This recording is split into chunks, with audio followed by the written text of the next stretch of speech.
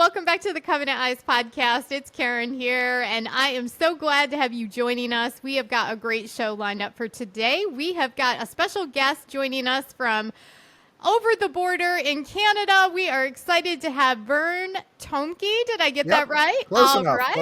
Awesome. Well, welcome to the podcast. We're so glad to have you joining us. It's great to be on. I've loved getting to know you guys. Got to know Rob and Sam as well, and you guys have been such a blessing in my life, so I'm just so glad to be here.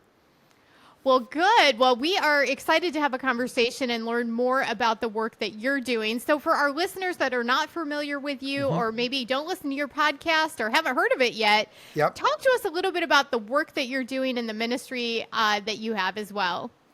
Well, I was a pastor, I still am a pastor for 35 years. And out of my own struggle with porn, I'm kind of an oversharer. My wife says I'm an oversharer, Karen. And I've just kind of been the guy, whatever I learn and grow in and the comfort and healing I've received, I just I just want to give it away. Maybe that's every pastor's something, but most pastors don't like talking about sexual brokenness. That's not been part of my journey. So my journey coming out of addictions, my journey coming as a pastor struggling with porn has all been a part of my story. And so coming now into a place of healing, I developed a couple podcasts. One of them is called Finding Traction, which is basically helping just your regular Joes with just how to develop plans, how to look at life's issues, how to create just a better understanding of how to find healing. And then I also created a kind of a parallel podcast called Pastors on Porn. Really subtle title, right? Yeah. And that is all around dealing with issues for pastors, how to create cultures within churches that are, we're agents of healing. So kind of all things church related is Pastors on Porn. And then all things individual related is Finding Traction. Oh my goodness. Well, you definitely stay busy with two podcasts and totally, two different demographics that you're reaching as well. I love that. Well, let's start with the work that you're doing with pastors. The work here at Covenant Eyes, we work with a ton of churches and we talk to pastors all the time. We know that there are pastors that are struggling with pornography, but there's so many reasons for a pastor not to step forward. The culture of the church sometimes is less than forgiving. They don't have a plan to help them find restoration. Their jobs, their families, everything's on the line. There's a lot at stake, but also, addressing our sins and overcoming those is super important. So what kind of advice do you offer to pastors as you're working with them and through your work on your podcast? Well, first of all, I say to pastors, it is hard to call people into the light if you're still standing in the shadows. That is true. And every pastor knows if there's not a congruence there, it is such a weight on ministry to do that. I recognize we do live in a challenging culture as pastors. Sometimes people confuse sexual brokenness or struggles with porn, for example, with illegal behavior, which, that's an entirely different, thing. And, or taking advantage of people in the congregation. There is real honest church discipline and there's real honest boundaries and accountability that needs to happen. But for your regular pastor like me, for 20, 30 years, I struggled with sexual brokenness around porn. Yeah. I could have just left the ministry, and I know that's what happens. People quietly leave the ministry and the call of God on their lives because they're afraid of being found out. And I just said, is there a better way? And I fortunately was able to remain as a pastor. I got mentoring, I got help from a variety of sources, and I am maybe a unique situation. I was able to transition to a place of healing while remaining a pastor. And the great grace story of that is God was able to use my healing and the comfort I've received to help other people. And I know that's not everybody's story, but I think that's the ideal story when pastors are addressing their own brokenness and bringing other people along in the humility that they're growing in. That is so powerful and so good. And that is really the hope that we can get more pastors on that path and that journey. Absolutely. Talk to us a little bit. So, through your podcast, I'm sure that you get contacted by lots of pastors Hmm. who, definitely know they want to address this secret sin that Yep. they've been living with, but they don't know what to do. What resources and ministries do you partner with to really help them kind of get those wraparound services so that they can navigate through this? Yeah, and first thing, I don't recommend going public as a starting thing. I Yeah. recommend get some personal help. Yeah. Start dealing, if, I'll sit down and with people and go, and I do, I have a lot of individual calls with pastors. We meet on a private Zoom call, and I'll just say, tell me your story. Tell me your story. And as I hear their story and I start listening to some of the dynamics, then it's pretty clear. Do you need to work on self care? Is this just a question of the self care situation in your life? The wheels are starting to come off because of a burnout situation. That's what happened to me, Karen. At Yeah. 40 years, at 40 years old, I went through a significant burnout. And that's when Mm. porn completely resurfaced in my life. I call it my perfect storm. I was bivocational, I was burnt out, and I was Mm. alone in a high-speed office. Well, you can get that connection, right? And Right. so basically, so many pastors would say, I have no place to talk to. I'm working with a pastor right now who's in his 60s. He's Mm. just nearing retirement. And it was a sad story. He said, I went through my entire pastoral life struggling with porn. Now Mm. that I'm basically retiring, I can finally now share my story. And I'm Mm. glad he's sharing his story at 60, mid Yeah. 60s. But how much more would God have been able to redeem his story and push back against the enemy's plans if he had found some hope and healing earlier on in his ministry, Yeah. and what the changes could have been with the people he came in contact with? Wow. Oh my gosh, that is a really heart-wrenching story. Yeah. So many pastors, certainly because of the nature of the work, they Hmm. carry the burdens of their Yep. congregation. They are putting out fires. They are burnt out. They are burning both, the candle at both ends, as they say. Hmm. And a lot of that leads to isolation. They don't have people in their lives that they feel that they can confide in. What steps do you recommend to pastors? I believe that we all need a band of brothers or Yep. a sisterhood of sisters Absolutely. Yep. around us. But how do pastors get to a place where they feel safe enough to find those people and build that band of brothers around them? Well, sometimes it's feel safe enough. Sometimes it's just the pain becomes so strong. If you've Yeah. ever had an abscessed tooth, I've had two of them. You will call a dentist at 11 o'clock at night and say, I need to see you. You will knock on their door because you'll go, I cannot deal with the incongruence in my life any longer. Yeah. And I have, in my situation, I came to a point where we drove an hour to get some counseling because I just Hmm. felt the internal pressure of, the dissonance in my life. I couldn't live it any longer. And I had it, I needed someplace to turn. So I drove to, a sex addiction therapist in Vancouver, and I began to, what's going on with me? Why am I in this place? It's years later, I found a mentor like myself. His name was Michael Leahy. Great guy. Oh, So yes. appreciate Oh, I Michael. know Michael. Yes. I love And we Michael. worked together. And now I'm able to mentor other pastors to say, maybe I'm the very first guy that you've talked to somebody outside of your church in a safe way, and we can begin to look at what's going on in your life. And the classic line is, porn is not your main problem, it's your Hmm. favorite solution. So That's right. what are you trying to solve? What is going on here? And it's in that safe environment that we can, I've had groups of just pastors who get together because then Hmm. that's some of them, that's what they need to feel safe. Yeah.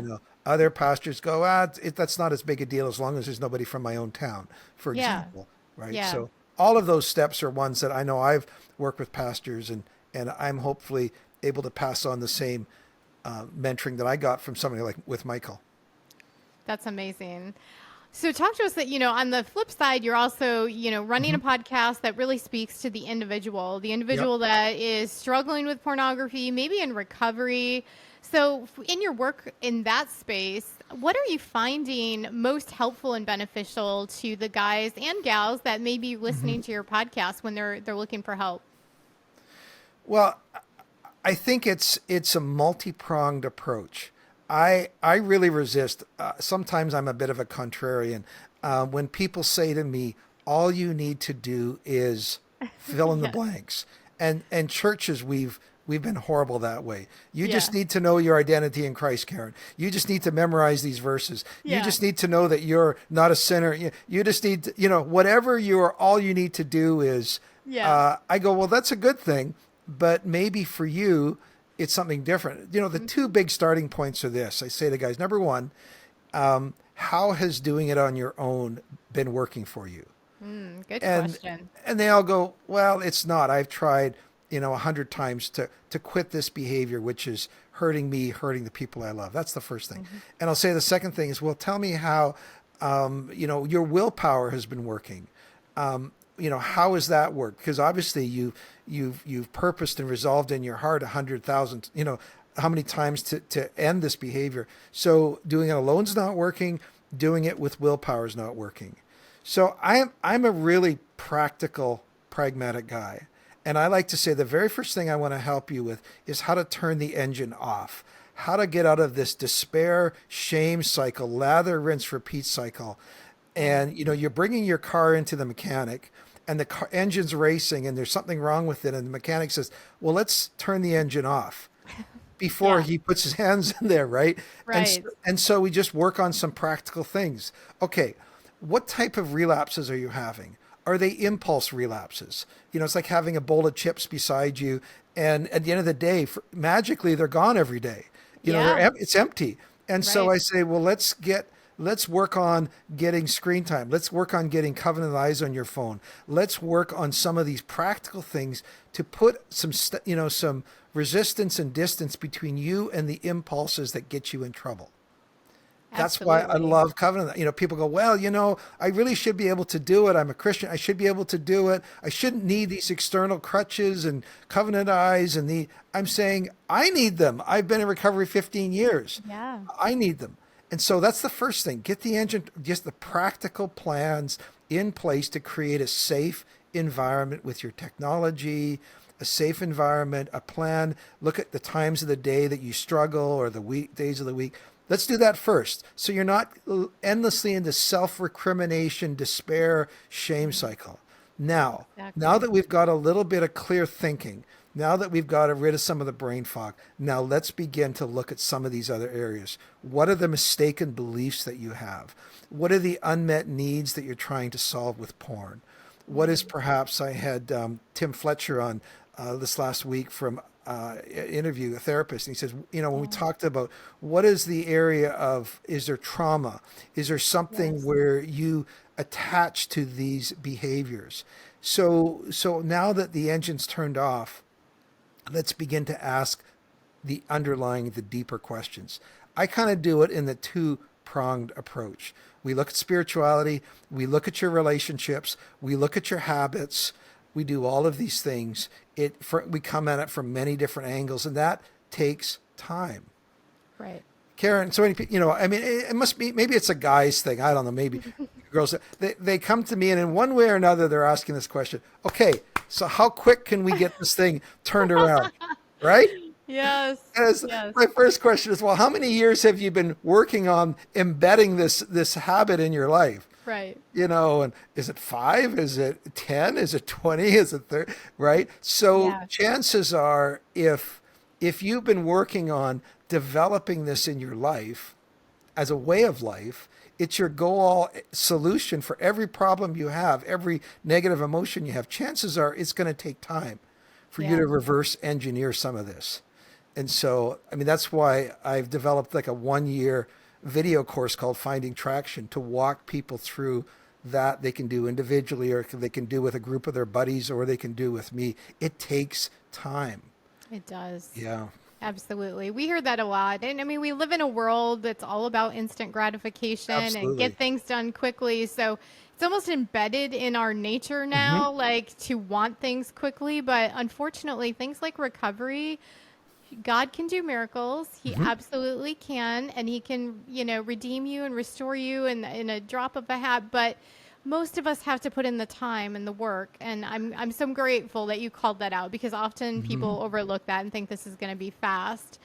Yeah. So as you work with men, I love the fact that you're a pastor, because you tie everything back to, strong faith connection, Hmm. making sure that they're growing spiritually as they're unpacking this addiction.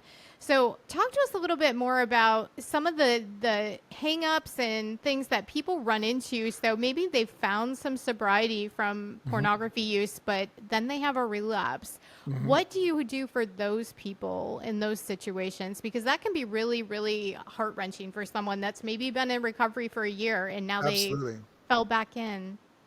Well, and we start with saying, if you're going to start a recover on the recovery journey, the very first thing that's going to be tweaked with you is humility. You're not Mm, going to get quick answers, and otherwise you would be insufferable.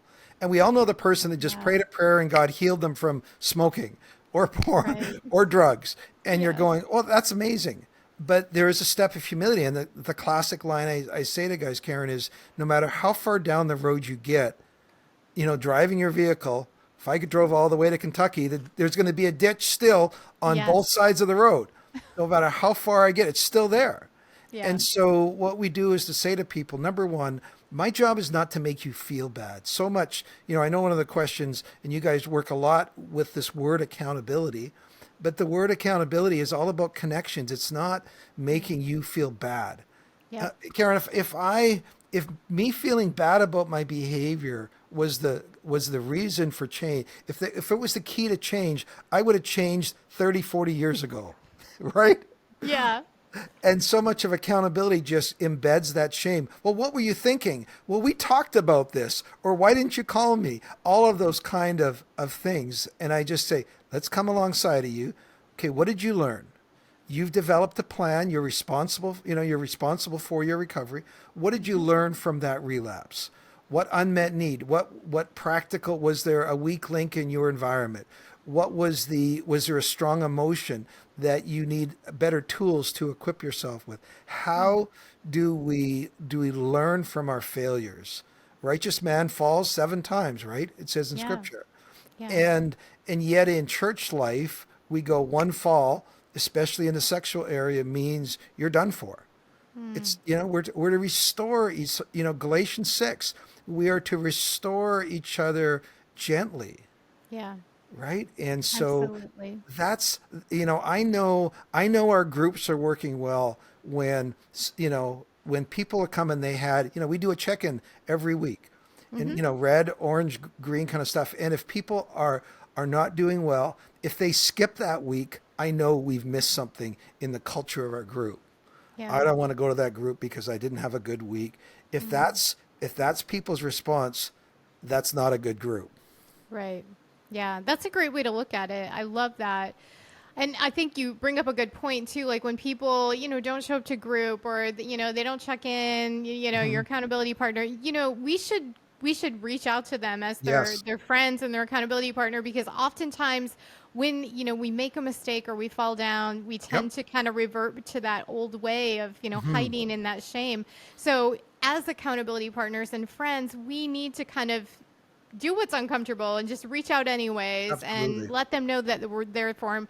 I was speaking with somebody, and I'm not sure who it was, but they were talking about, when you're in recovery and perhaps you fall back into Hmm. using pornography and you have a moment, you don't start from ground zero. You pick Yes. yourself back up where you're at and you keep going, because oftentimes we can think, well, now I got to start all over and Yep. go through all this again. And it's like, when you build a house, you're building on a foundation, and Hmm. maybe you get to the second floor and there's something, you don't just Yep. burn the whole thing down and start over, right? I mean, you just correct the little what happened and you take care of that and you continue building. So we need to remember that in our journey. I think sometimes we can forget that, Yes. we do sometimes have relapse in our recovery processes, but that doesn't mean that we can't keep moving forward. So I just want to make sure people have hope for that. Talk to me a little bit about, technology. That's a Oh my big goodness. one. gosh, Yep. and sometimes the Bible's pretty clear about, if something's causing us to sin, we take some Yep. pretty radical action, right? Sometimes our technology can just be too much for us. And I've seen guys, get rid of smartphones. I've seen them get flip phones, like whatever it takes. But how are you coaching people with their technology? I know you mentioned Covenant Eyes is a great tool. And Mm-hmm. for a lot of people, that's Yep. the right answer. But sometimes that's not enough for some people, right? Well, it's not, and I I always can tell this is one of the biggest places where resistance comes up in this process because people want to do recovery, Yeah. but they don't want to change their environment. There's a Mm. great book out there called by Benjamin Hardy called Willpower is Not Enough. And in his book, he works with professional athletes and other things. And what he essentially says is you need to make choices, but this is the way you make choices. Subcontract your willpower to a successful environment. Hmm. That is where your willpower comes in to choose the right environment. That's what you do with athletes. Their environment is all crucial. Atomic Habits. I love learning Yeah. from all different atomic. Another great book. That's a To great break book. to break a habit, you have to make it invisible, unattractive, difficult, and unsatisfying. And I say to guys, okay, you know what? There's different types of relapses, but the one that always got me in trouble was the impulse relapse. And I need some friction. I need some distance. So for example, here's a little, example. My wife right now teaches elementary school. We Yeah. have maybe 5 devices in our house that could access porn or access material. You know what all 5 of those have in common? They all have a remote control. And I make a every night I make a pre-commitment. I take responsibility by that. That's true accountability. And every night when we're done watching TV, I pick up all the remotes. I hand the box to my wife, and she throws all the remotes in this little clear box and spins the dial. And I don't think about it all the next day. My smart TV's there, my PS4 is there, my this, my that. I have made a Yep. pre-commitment to subcontract my willpower to a successful environment. That's And awesome. that's where screen time on my iPhone is a lifesaver. That's Yep. where Covenant Eyes is a lifesaver. The thing that changed it for me was the fact that people are going to see. I had a problem forever with Google Images. Well, Hmm. now Google Images, I know I have 2 or 3 accountability buddies that they're going to see things. I love the fact that there's always somebody in the room with me, metaphorically. That's amazing. Talking about technology, I do want to address something which I've worked with guys now for a dozen years or so. This is a big change, Karen, over the last 2 or 3 years. I say to guys, do you realize how much things have changed? In the last 2 to 3 years, people are now using social media in exactly the same way they used to use porn. And when Yeah. guys check in with me, I often get this, well, it wasn't porn, technically. Whenever somebody Mm. uses the word technically, I know I don't like what's gonna, and they're relating to Instagram, they're relating to YouTube Shorts, Facebook, whatever the shorts clips, they Yeah. all have different words, Yeah. but they're using it in exactly the same way to exactly the same effect, and that is where the technology has really changed. And we've just had to say, I have 2 challenges I say to my new guys. I want you to do 2 things. Number one, for the first 60 days, I want you to connect with somebody every day until you Hmm. get 60 days clean time. That's the one rule, like, Lord of the Rings, the one ring to rule. The one Yeah. rule to rule them all, you're going to connect with somebody every day for 60 days. The rule number 2 is you're going to get rid of all social media for 60 days That's until you get smart. 60 days. And then I know immediately what kind of, well, I was kind of hoping to do this recovery, a bit at a time without these strong, you Hmm. know, if this causes you to sin, right? Yeah. So, but technology is changing. That's not even getting into virtual all of that. We'll just Oh, leave that yeah. alone. But that is absolutely crucial. And guys go, well, and you occasionally get therapists and others saying, well, Karen, if we really dealt with the real issues of trauma and all this, we wouldn't have to deal with that. Hmm. Why can't 2 things be true at once? Yeah, agreed. right? So Yeah. there you go. Yeah, no, I think that's great. And I think we often forget that the algorithms on social media, and Oh I my. often, like when I'm talking to parents, I try to explain this to them. These platforms are all free. They're not Yep. free because Meta and Mark Zuckerberg love Yes. us and they just want to give us something free because they care about us. They give it to us free because they are designed to market and manipulate you to do something that they want you to do, Yes. whether it's buy products, get into porn, go Yeah. down rabbit trails, social isolation, whatever it is. Like, we have to be more careful with even social media because it is so easy to get, especially for men online, Oh my. the algorithm will suck you in. Yeah. So even though you're like, well, I'm just, watching hunting and fishing. Yeah. Yeah. But how long before all of a sudden videos are being Yeah. recommended to you because they want to draw you into that? So, yeah, I love that you're asking them to take that 60-day pause. That's so smart. And I think it's smart for all of us to take a break from social media, Mm. like, fast from it for, Yep. a given period of time because it is so addictive and leads us into all different places. Thank you. That was really Well, good. and So, one other covenantized example. There's a yeah, couple news sites that constantly got me into trouble. I won't say which ones they are, but you yeah, probably can guess. I can. And Yes. and I just said, that's it. Fool me once, shame on you. Fool me twice, shame on me. That Yep. news site is now on my covenantized list. I'll Yep. get my news somewhere else. Thank you very much. Exactly. Yeah. I mean, that's a radical step, but you know what? That is the right thing to do. I mean, if Yeah. it causes you to sin, like, absolutely. So let's talk a little bit. Let's go back into the church space. And, Hmm. the church, there was Barna stats that were dropped last year Absolutely. that showed Yep. 10% of churches have programs to address Yep. pornography, which is an improvement from the one that we did in 2016, but not by much because that was 7%. 7%. Yeah, Yeah. that's right. So there's a lot of work the church really needs to do in this space, but there's a lack of information, a lack of knowledge. Some pastors are struggling, so it's hard for them Hmm. to bring this Yep. to the table. What can we do as a church, the Big C church, on this topic to make some headway with this issue and help people?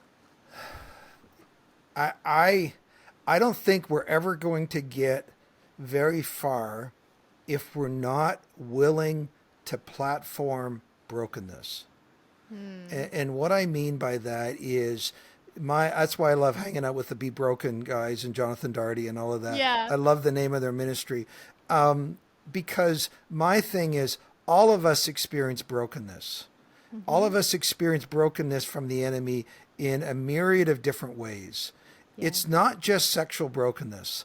Yeah. It's not, and if we're just fixated on sexual brokenness, it's what Sky Jethani calls crotch Christianity. If that's what we're fixated on, then people that struggle in that area go, oh, obviously there's something abnormal with me. Mm. And that's why you're going, does that mean that every pastor needs to have a story of recovery from sexual brokenness? No. Mm-mm. Obviously, but it means to be able to have key leaders talk about their healing. It could be from food addictions. It could Yes. be from eating disorders. It could be from pornography. It could be all of that. Whenever we're unwilling to do that, then here's the dichotomy, Karen. It feels like church Sunday morning is for successful, got it together people. People on the platform are people whose lives I want to be like because they don't struggle with the things I struggle with. Mm. And the porn struggler, and 2 out of 5 young women struggle with porn as Yeah. well from that survey. The Yeah. porn strugglers, there's something uniquely wrong and broken with me. And of course they stay in silence. And I put that at the feet of our church cultures and our leaders. Now I know there's people are freaked out on legal stuff, but you know what? I just say we do our people such a disservice. And I understand, there's great groups like Pure Desire and Celebrate Recovery, for example, but that can be done one of two ways. It can be done. Here is the abnormal group for abnormal people. Yeah. You go there. But it's also done, I've also seen it done well, like the hospital church movement and others, where it's integrated into the life of the church. I just For don't want sure. it to be marginalized. Because I when love it's, that. yeah, that's my fear. with how some programs are being implemented. I think you're right. And I think that doesn't actually get talked a lot about because you're right. We all have brokenness in some Yes. shape, or form. And it may not necessarily be pornography, but whatever it is, we all come to the cross with our Yes. brokenness and our sin. And so I think that's a really fascinating conversation that the church really needs to have internally and talk about how do we create that culture where it's okay to be broken, but we don't stay in our brokenness, right? Christ Absolutely. died for our sins and we can move through that. So I love that topic. That's really good. Well, in your work, you probably see some churches that are doing this right and well. So what are some examples maybe of churches that you've seen or leaders that are really delivering on this idea of you not just talking about maybe sexual brokenness or pornography use, but just brokenness in general, and that the church is a safe healing place? Well, I know in Sam Black's book, he interviewed James Reeve. Yeah. Interviewed James. That was very good. I'm so thrilled. A Scottish pastor friend of mine, large multi-site church. He's one of the site pastors. He created a video. I call it Dave's Story, where he's one of the pastors, and he shared about the time that he first shared his struggle with porn with his wife, and Wow. and what an impact that began a process. So it's Dave's Story under my name on YouTube. It's so encouraging, and that started using, they began groups and began to work with men out of his courage in that place. Yes, of course, it needs to be navigated with the board and with leaders, Yeah. but I think fear keeps us captive, Karen. I think Yeah. fear, we're afraid. And I think the enemy is a bully. He loves to keep us in fear. And so many people would walk out of the shadows in their lives if we as leaders have the courage to walk out of the shadows ourselves. We're supposed to be, as leaders, we're supposed to be the one to take the first step. I think that's what leadership is. Yeah. And so obviously there's wisdom in how we do that. But so my Scottish there's a few Garrett Kells. I'm going to interview him Yeah. coming up, He's and fabulous. part of my goal with the Pastor on Porn one is to highlight churches that have been courageous in this area. That's Yeah. kind of where I'm moving the podcast to say, here's an example. I love that. Everybody didn't run out of the church when he shared his Yeah. brokenness, right? So we're starting, but That's great. we got a lot of work to go. Where 90% of churches leave a lot of room for growth, right? Absolutely. Well, I love that you're adding that to your podcast. So our listeners, definitely check out the podcast so that you can hear those stories, because often we find that, somebody has to go first, right? And there's Yes. already people going first. So Yep. there are things that we can learn from, and hopefully they'll share the mistakes they've made as well as the Absolutely. wins, because we learn through all of that. So I'm so grateful to hear that you're going to have that on your podcast that we can learn from and grow with. So speaking of your podcast, both of them, how do our listeners find both of those podcasts so that they can take a listen, and we'll make sure we drop those into the show notes as well? The two podcasts, the one for pastors is called Pastors on Porn. These are all on the regular podcast apps. The second one is called Finding Traction Recovery from Porn. And there you'll get information on how to get onto the Circle Learning platform that I run, where you can get access to lots of free worksheets, get access to the groups, and also I have a 52-week video course that people can take individually or with other people as well. So that's Okay. the way to do it. Awesome. And then do you have a website as well? Yeah, Or it's bandofbrothers.care, perfect. C-A-R-E. So bandofbrothers, plural, .care. Perfect. All right. Well, listeners, we'll make sure we put all those in the show notes so you can get back to those easy and quick. Vern, it has been such a joy to speak with you today. Thank you for your courage and sharing your testimony, and really just delivering these two powerful podcasts that really open up this issue to a wide audience and bring them hope and give them, wisdom from your own experiences. Thank you so much. And I want to thank Covenant Eyes. Guys, literally, I owe such a huge debt of gratitude to Covenant Eyes and your guys' faithfulness in my recovery. So thank you, guys. Oh, well, thank you. And thank you, listeners, for tuning in to this episode of the Covenant Eyes podcast. We'll see you next time. Take care. God bless.